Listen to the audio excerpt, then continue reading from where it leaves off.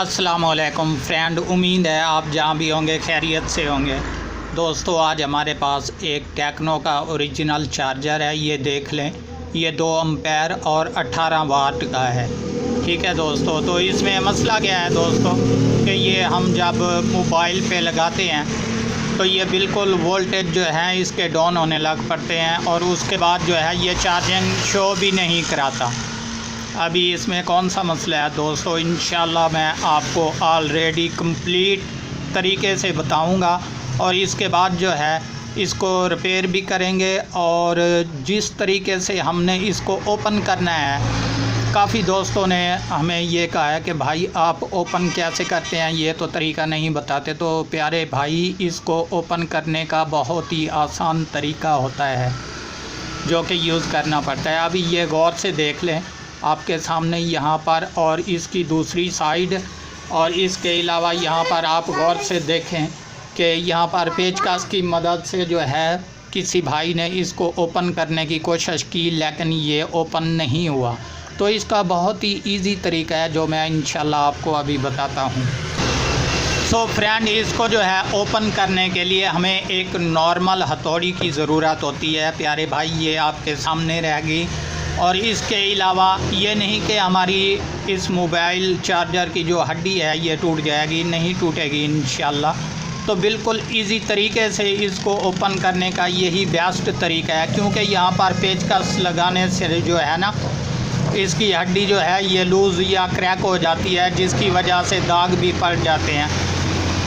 और आपको ये इन्फॉर्मेशन दे दूं कि यहाँ पर कोई कंपाउंड वगैरह या कुछ इस तरह का केमिकल्स होता है जो कि बिल्कुल आसानी से किस तरीके से खुलता है जनाब, कि हम इसको इस तरीके से रखेंगे। सबसे पहले यहाँ पर इसको चोट लगाएंगे और इसके बाद इस जगह पर, और उसके बाद जो है ये दोनों साइडों पर बिल्कुल ये आसानी से खुल जाएगा। जबकि मैं आपको सबसे पहले इसका खोलने का ओपन फर्श पे तरीका बता देता हूँ।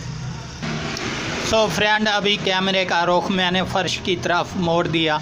ये देख लें, अभी इंशाल्लाह आपके सामने इसको ओपन करता हूँ, जबकि इजी तरीका है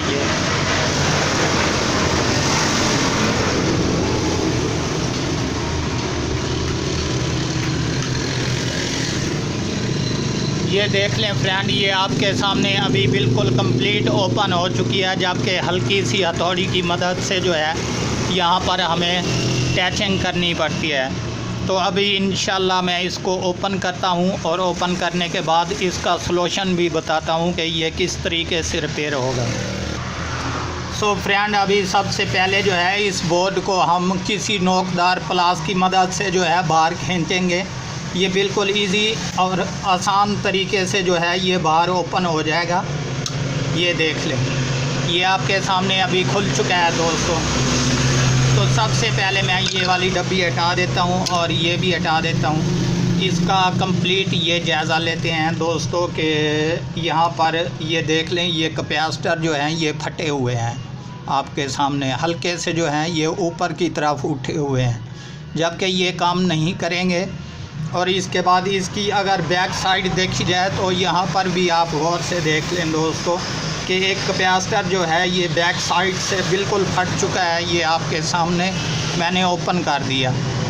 तो इसमें अभी जो है इसके कैपेसिटर डेड हैं, जबकि हम अपने मीटर को यहाँ पर लगाएंगे। लगाने के बाद इसके और कंपोनेंट हैं जो कि चेक करने होंगे। वो कौन से हैं दोस्तों? मेन चीज़ जो है हमारी यहाँ पर देख लें कि एक फ्यूज़ बॉक्स लगा हुआ है, ये आपके सामने ब्राउन कलर वाला। तो मेन चीज़ इसको भी चेक करना है। और इसके बाद ये रहा इसका डायोड, तो यहाँ पर भी हमने जो है चेक करना है। अगर यहाँ पर कोई मसला होगा तो हमारा फ्यूज़ बॉक्स फटा हुआ होगा, यानी कि आउट होगा।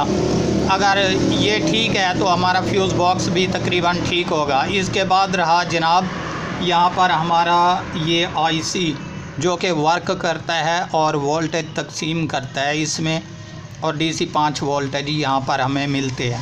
तो इसको भी किस तरीके से चेक करेंगे। अगर इसका मसला हुआ दोस्तों तो मैं आपको ये बता दूं कि तकरीबन जी यहाँ पर ये देख लें, ये आपके सामने ग्रीन कलर वाली जो है यहाँ पर रेजिस्टेंस है, अगर हमारे इस आईसी का मसला होगा सप्लाई वाले का, तो यहाँ पर ये रेजिस्टेंस जो है ये आउट हो जाती है।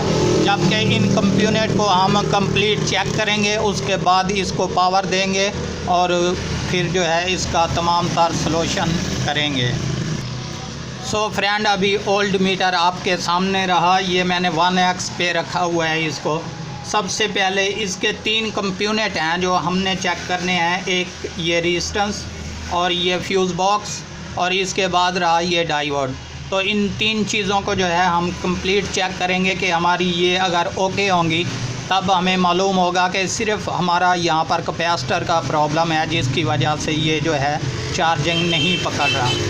तो अभी इसको मैं उल्टा कर लेता हूँ जनाब। सबसे पहले जो है इसका फ्यूज़ बॉक्स चेक करते हैं। तो यहाँ पर फ्यूज़ बॉक्स जो है ये भी काम कर रहा है हमारा।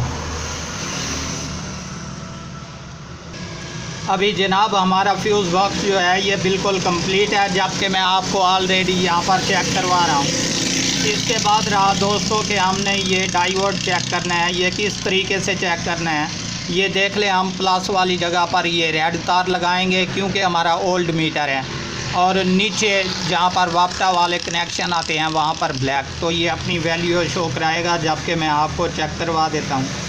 ये देख लें तकरीबन 1 नंबर पे हमारी सुई चली गई। तो इसी तरीके जो है जहाँ पर हमारा माइनस वाला ग्राउंड वाला निशान है वहाँ पर ब्लैक और नीचे ये रेड लगाते हैं जनाब। तो ये भी तकरीबन ठीक है आपके सामने, बिल्कुल ये क्लियर काम कर रहा है। और इसके बाद रहा दोस्तों यहाँ पर हमारी रेजिस्टेंस जो कि कुछ ओम्स की होती है, जो क्रॉस में होती है। अगर यहाँ पर हमारे आईसी पर कोई प्रॉब्लम पड़े तो ये रेजिस्टेंस जो है ये ख़त्म हो जाती है, जबकि सिक्योरिटी के लिए होती है। तो इसको भी हम चेक करते हैं। तो लीजिए जनाब, हमारी ये वाली रेजिस्टेंस जो है ये भी क्लियर और ओके है। अभी हम क्या करेंगे, क्योंकि अगर डायरेक्ट हम इसको वापटा पर लगाते कोई और मसला होता तो ये नुकसान दे जाता। अभी इंशाल्लाह इसमें सब कुछ जो है कंप्लीट है। इसके बाद आप जो है यहाँ पर वापटा की तारें लगाते हैं जनाब। सो फ्रेंड, अभी ये मैंने वापटा वाली तारें जो हैं ये लगा दी यहाँ पर बहुत ही इजी तरीके से। और इसके बाद अभी इंशाल्लाह इसको रीट्राई करेंगे, क्योंकि हम गफलत की वजह से जो है ये नुकसान हो जाता, अच्छी बात नहीं।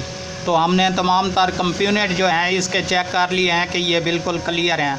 अब इंशाल्लाह इसको जो है मेन पावर पे लगाते हैं। जी ये मैं डीसी साइड पे पकड़े बैठा हूँ। आपने ये ध्यान रखना है कि यहाँ अगर पकड़ेंगे तो आपको बहुत ही ज़बरदस्त झटका लगेगा, जो कि यहाँ पर डीसी हाई वोल्टेज 300 होते हैं, तो यहाँ पर डीसी 5 वोल्टेज होते हैं। मैं यहाँ से पकड़ कर इसको वापटा वाली तार लगाता हूँ जनाब। तो मैंने अल्हम्दुलिल्लाह इसको लगा दी और इसके बाद जो है इसमें कोई मसला भी नहीं हो रहा। तो अभी इससे हमें कंप्लीट मालूम हो गया दोस्तों कि ये हमारे कैपेसिटर जो हैं ये ख़त्म होने के बायस जो है ये बिल्कुल लो स्पीड हो चुका था, जबकि चार्जिंग भी नहीं करता था और कभी कभार जो है ये ऑप्शन देता था और उसके बाद कभी कभार तो बिल्कुल नहीं देता था।